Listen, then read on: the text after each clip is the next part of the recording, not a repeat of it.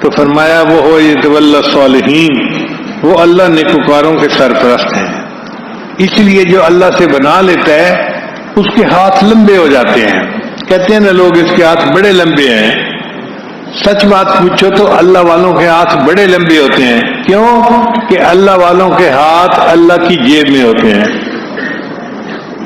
اللہ والوں کے ہاتھ کہاں ہوتے ہیں؟ اللہ کی جیب میں ہوتے ہیں، اور اللہ کے خزانوں میں کوئی کمی نہیں ہوتی۔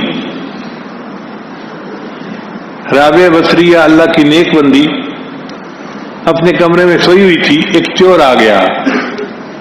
اس چور نے دیکھا کہ کوئی چیز تو ہے نہیں جو میں چراؤں، ایک چادر نظر آئی، اس نے کہا چلو چادر ہی لے چلتا ہوں۔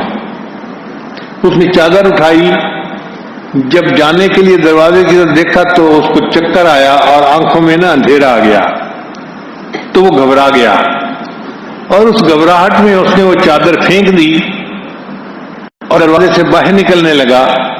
جب دروازے سے باہر نکلنے لگا تو آواز آئی، اگر ایک دوست سویا ہوا ہے تو دوسرا دوست جاگتا ہے، اگر ایک دوست سویا ہوا ہے تو دوسرا دوست جاگتا ہے۔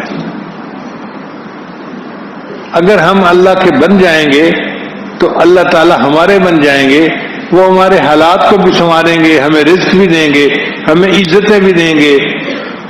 حضرت نے جیسے نماز میں تلاوت فرمائی نا، قل اللہم مالک الملک تؤتی الملک من تشاء وتنزع الملک ممن تشاء وتعز من تشاء وتذل من تشاء۔ آپ نے اگر قریب کے زمانے کی مثال سننی ہے تو صحابہ کرام کی دیکھ لیجئے۔